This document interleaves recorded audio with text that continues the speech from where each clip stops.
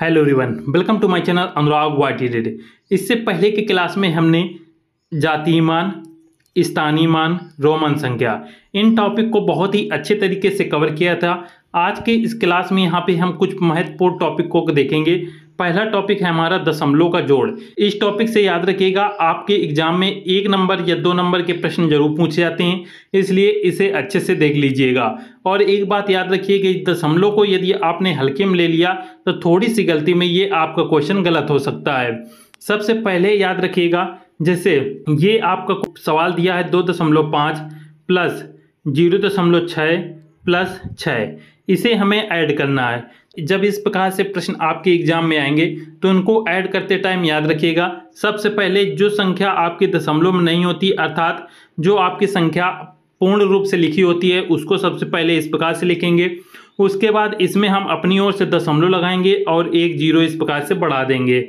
उसके बाद यहाँ पे दूसरी संख्या देखेंगे 2.5 है, तो दो जो अंक है ये इस तरफ है तो इसको यहाँ पे लिखेंगे। फिर दशमलव के नीचे यहाँ पे दशमलव लगाएंगे। 5 है तो यहाँ पे 5 लिख देंगे। दूसरी संख्या थी 0.6, तो जीरो को यहाँ पे लिखेंगे, दशमलव के नीचे दशमलव लगाएंगे और यहाँ पे 6 था तो 6 इस प्रकार से लिख देंगे। उसके बाद इन सबको जोड़ना है, तो 6 5 11 1 आएगा, हासिल 1 लगेगा, दशमलव के नीचे यहाँ पे दशमलव लगाएंगे। 1 आपका हासिल था तो 6 और 1 7 और 2 9, तो ये आपके हो गए 9, तो इनका मान निकल के आए 9.1। इस प्रकार से दशमलव के कोई भी प्रश्न आएंगे इस प्रकार से सॉल्व करेंगे।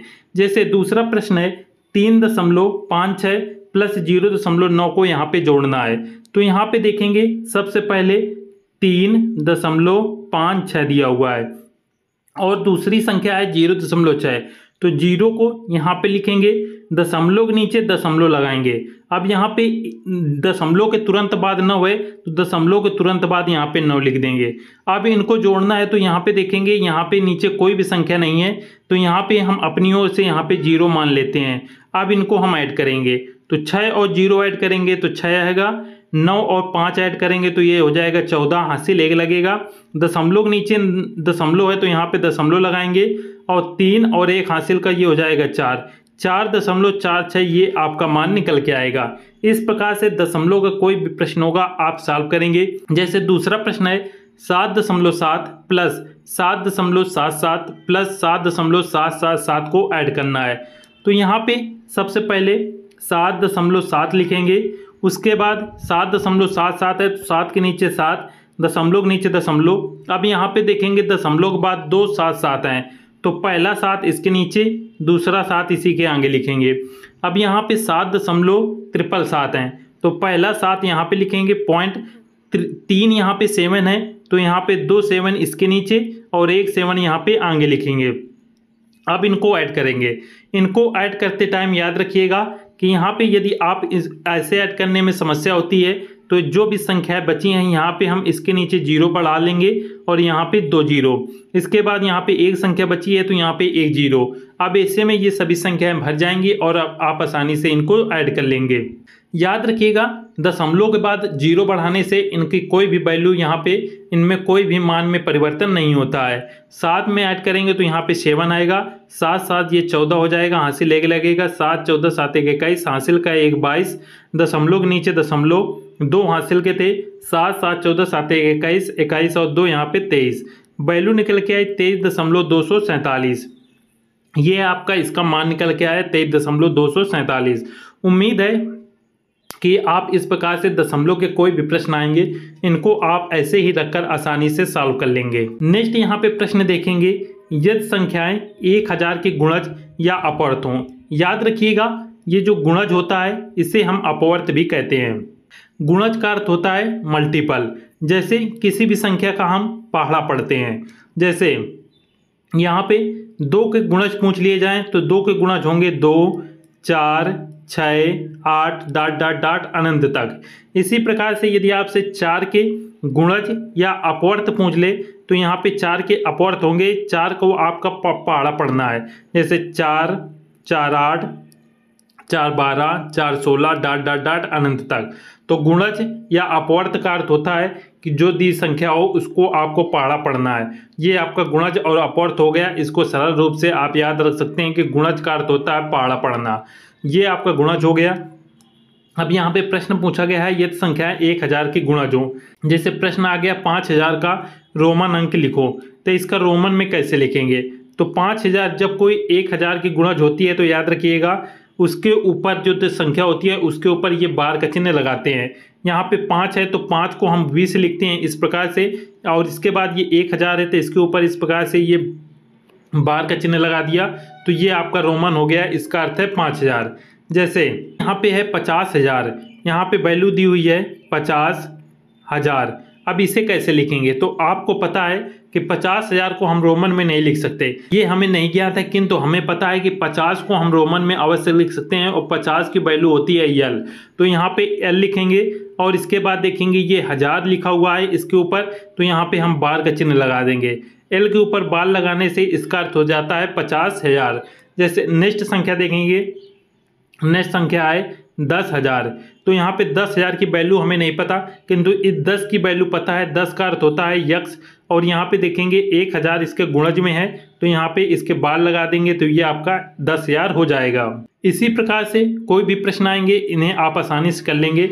जैसे यहाँ पे वैल्यू ये 10,000 ना होकर 1 लाख होती, तो 1 लाख वैल्यू होती तो हमें 100 की वैल्यू पता है। 100 को कैसे लिखते हैं? 100 को सी से लिखते हैं। उसके बाद ये 1000 आ गया तो ऊपर बार का चिन्ह लगा दिया गया, तो ये आपका 1 लाख हो गया। इस प्रकार से यदि 1000 के गुणज में कोई भी रोमन संख्या लिखने को आती है तो आप उसके ऊपर बार चिन्ह लगा देंगे और आसानी से लिख सकते हैं। नेक्स्ट यहाँ पे प्रश्न दिया हुआ है, प्रश्न है आपका 25 प्लस 3/100 प्लस 4/1000। इसको आपको सॉल्व करना है। तो जब भी ऐसे प्रश्न आते हैं तो यहाँ पे याद रखिएगा नीचे जितने जीरो हों उतने ही अंक के बाद यहाँ पे आपको लगाना है। जैसे यहाँ पे था 3/100, इस 3/100 को हल करेंगे अलग से। 3/100 है तो इसे जब हल करेंगे 100 का भाग 3 में देंगे तो इसको डायरेक्ट आप लिखेंगे। पहले यहाँ पे ऊपर जो अंश में मान लिखा हो उसे लिखेंगे। उसके बाद देखेंगे यहाँ पे 2 जीरो हैं, अर्थात 1 और 2 अंक के पहले यहाँ पे हम दशमलव इस प्रकार से लेके देंगे तो इसका मान आएगा 0.03। जैसे यहाँ पे 4/1000 है, ये है आपका 4/1000। तो यहाँ पे सबसे पहले ऊपर जो अंश में मान है 4 लिखेंगे। यहाँ पे देखेंगे 3 जीरो है तो 1 अंक आपका ये हो गया। उसके बाद 2 जीरो बचे तो 2 जीरो यहाँ पे लिख देंगे और दशमलव लगा देंगे तो 0.004 इसका मान निकल के आएगा। इसी प्रकार से यहाँ पे था 25 प्लस 3/100, 3/100 का मान यहाँ पे हो जाएगा 0.03 प्लस 4/1000 है तो इसका मान हो जाएगा 0.004। अब इन सबको ऐड करेंगे तो ऐड करते टाइम ये हो गया 25, फिर उसके बाद यहाँ पे 25 को दशमलव लगा के जीरो कर लेंगे। 0.03 है तो दशमलव के नीचे दशमलव, फिर जीरो के नीचे जीरो और यहाँ पे 3, फिर 0.004 है तो दशमलव के नीचे दशमलव और यहाँ पे 0.04। इस प्रकार से इसको लिख के जोड़ लेंगे तो ये 4 आ जाएगा, ये 3, ये 0 और यहाँ पे 25 और दशमलव, तो 25.034 इसका मान निकल के आएगा। 25.034 मान ये आपका हो जाएगा। जैसे इसको और एक तरीके से याद रख सकते हैं, जैसे 1/10 है तो इसकी वैल्यू डायरेक्ट कैसे लिखेंगे? अंश में जो है वो लिखेंगे। उसके बाद देखेंगे कि यहाँ पे 1 अंक है तो 1 अंक ये आपका 1 हो गया। इसके बाद दशमलव लगा देंगे तो 0.1 इसका डायरेक्ट मान निकल के आएगा।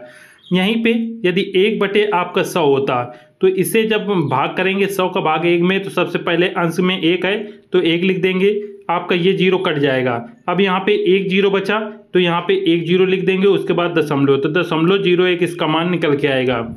इसी प्रकार से जैसे 1/1000 होता तो इसमें सबसे पहले अंश में 1 है तो 1 लिख देंगे, तो 1 लिखने से ये 1 अंक कट जाएगा। 2 जीरो यहाँ पे बचे तो 2 जीरो लगा के यहाँ पे दशमलव लिख देंगे और 0.01 ये इसका मान निकल के आएगा। इसी प्रकार से यहाँ पे आपके प्रश्न में 3/100 था तो 3/100 में अंश में 3 था तो 3 लिख देंगे, तो 1 जीरो ये कट गया, तो 1 जीरो बचा तो यहाँ पे 1 जीरो लगा के इसके आगे दशमलव, तो 0.03 ये मान निकल के आ गया।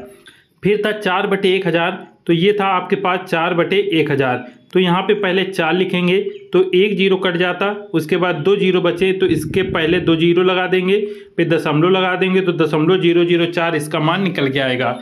इसी प्रकार से नीचे कितने भी जीरो लगे हों, मान लीजिए 3/, ये आपके पास 1 10,000 इस प्रकार से है, तो इसका जब भाग देंगे तो सिंपल सा तरीका है कि जो पहले अंश में है वो लिख देंगे, उस एक अंक से एक जीरो कट जाएगा, फिर 3 जीरो आपके बचेंगे तो इसके पहले हम 3 जीरो लिख देंगे और दशमलव लगा देंगे तो ये इसका मान निकल के आएगा। आप इसे सेकेंडों से इस प्रकार से तुरंत भाग कर देंगे, आपका ये मान निकल के आएगा। उम्मीद है अच्छे से आपको ये दशमलव वाले सभी सवाल समझ में आ गए होंगे। नेक्स्ट और प्रश्न एक देखते हैं कि दशमलव संख्या 51.3 प्लस 510.03 प्लस 5100 प्लस 003 प्लस 50,001.003 को यहाँ पे जोड़ना है। तो सबसे पहले 51 दशमलव, ये देखिए 51.3 लिखेंगे, फिर 510.03 लिखेंगे, उसके बाद 5100 लिखेंगे।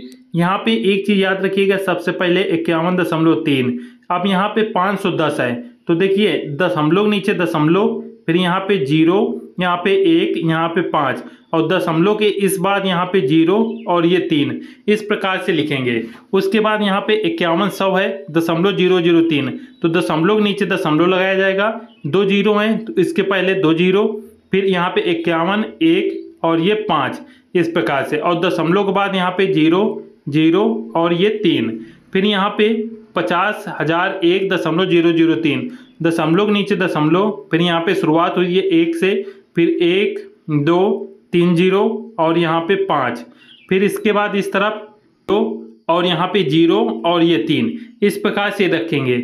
ये आप इसको ऐड करेंगे तो ये आपके आसानी से ऐड हो जाएंगे। और इनको सरल करने के लिए आप इनके आगे यहाँ पे 0 लगा देंगे, यहाँ पे 0, इसको 0 से भर देंगे और इसको 0 से भरने के लिए यहाँ पे इस प्रकार से ऊपर तक 0 लिख देंगे। और इस तरफ भी आपको 0 लगाना है, इसको सरल करना है तो यहाँ पे 0, यहाँ पे 0, 0, 0, 0, 0, इस प्रकार से। अब इनको ऐड करेंगे बहुत ही आसानी से, देखिए 3, 3, 3, 3, दशमलव नीचे दशमलव, 1, 1, 2, 5, 1, 6, 5, 1, 6, 5, 5, 55,662.3,333, ये आपका मान निकल के आएगा। इस प्रकार से आप इसे आसानी से सॉल्व कर सकते हैं। और चाहे तो आप इन जीरो को मत लगाइएगा, इनका कोई भी वैल्यू नहीं होती है, किंतु इन्हें आप लगा भी सकते हैं यदि आपको डायरेक्ट जोड़ने में समस्या होती है तो। ये आपके दशमलव से रिलेटेड और कुछ प्रश्नों को यहाँ पे देखेंगे। प्रश्न है संख्या 70,560 में अंक 5 और अंक 6 के स्थानीय मान का गुणनफल क्या होगा।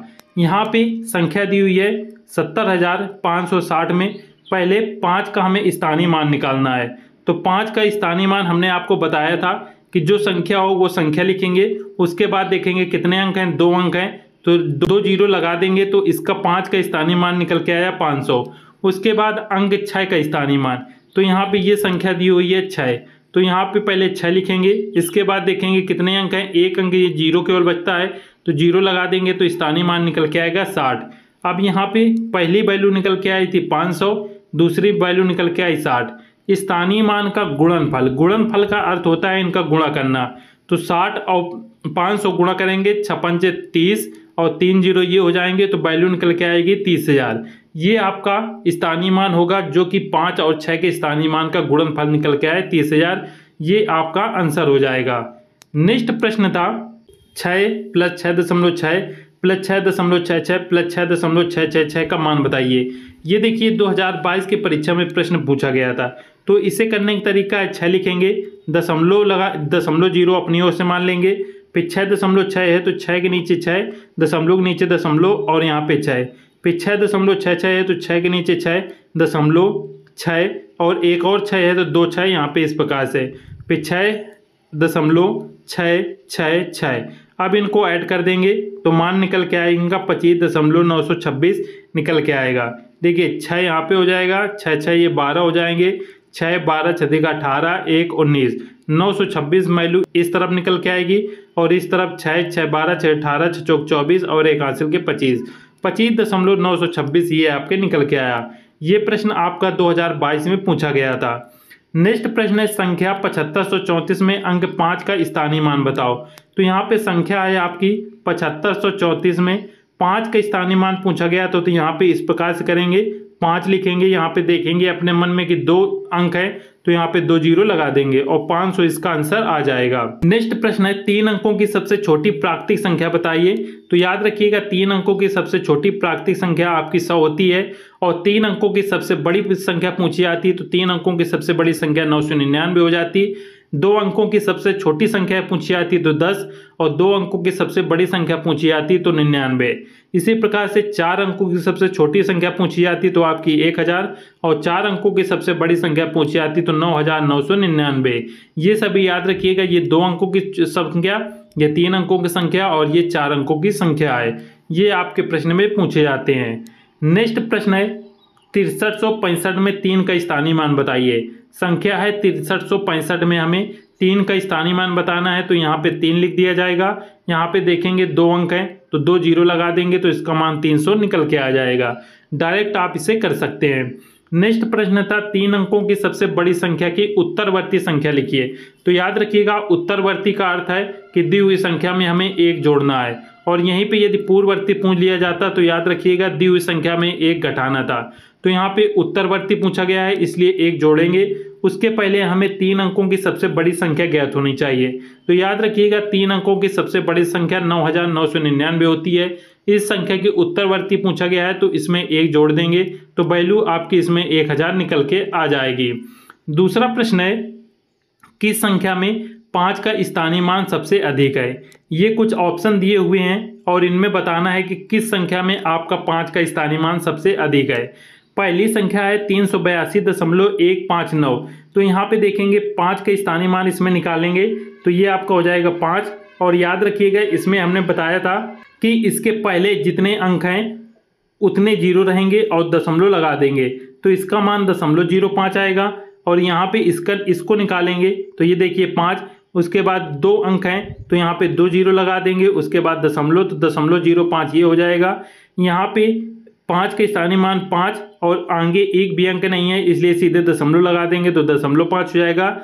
इसमें देखेंगे 0.05 में ये 5 का स्थानीय मान तो 5, एक अंक है आगे तो 1 जीरो दशमलव तो 0.05 और 0.05 ये आपका ऑप्शन है। ऑप्शन डी बिल्कुल बराबर हो गए इसलिए ये आपके कट जाएंगे। ऑप्शन बी और ऑप्शन सी चेक करेंगे तो ऑप्शन सी का मान 0.5 आया है जबकि ऑप्शन बी का मान यहाँ पे 0.005 आया है। 0.005 आपका बहुत ही छोटा होता है जबकि 0.5 आपका बड़ा होता है इसलिए राइट आंसर हो जाएगा ऑप्शन नंबर सी। अब बहुत से बच्चे यहाँ पे 0.5 और 0.005 में छोटा या बड़ा नहीं पहचान रहे होंगे तो यहाँ पे दशमलव जब हटाएंगे तो इसके नीचे 10 आएगा अर्थात 5/10 वैल्यू निकल के आएगी।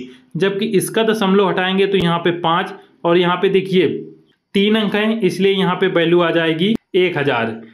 5/1000 अर्थात 1000 में हमें 1000 का भाग 5 में देना है, यहाँ पे 10 का भाग 5 में देना है इसलिए ये आपकी बड़ी संख्या रहेगी और ये आपकी छोटी संख्या रहेगी। और इसको पहचानने का एक तरीका होता है कि दशमलव की जो संख्या नज़दीक लिखी होती है वो हमेशा बड़ी होती है जबकि दशमलव के बाद ऐसे लिखी हुई संख्या आपकी छोटी होती है। जैसे 0.5 लिखा हो और यहाँ पे 0.4 लिखा हो तो आपकी 0.5 बड़ी होगी, 0.4 छोटी होगी। यहीं पे 0.5 लिखा होता और यहाँ पे 0.005 लिखा होता तो आपकी ये संख्या बड़ी होगी और ये संख्या छोटी होगी। ये हो गया आपका दशमलव टॉपिक आपका आज समाप्त होता है। उम्मीद है कि अब आज के बाद आपके दशमलव से रिलेटेड कोई भी प्रश्न गलत नहीं होंगे।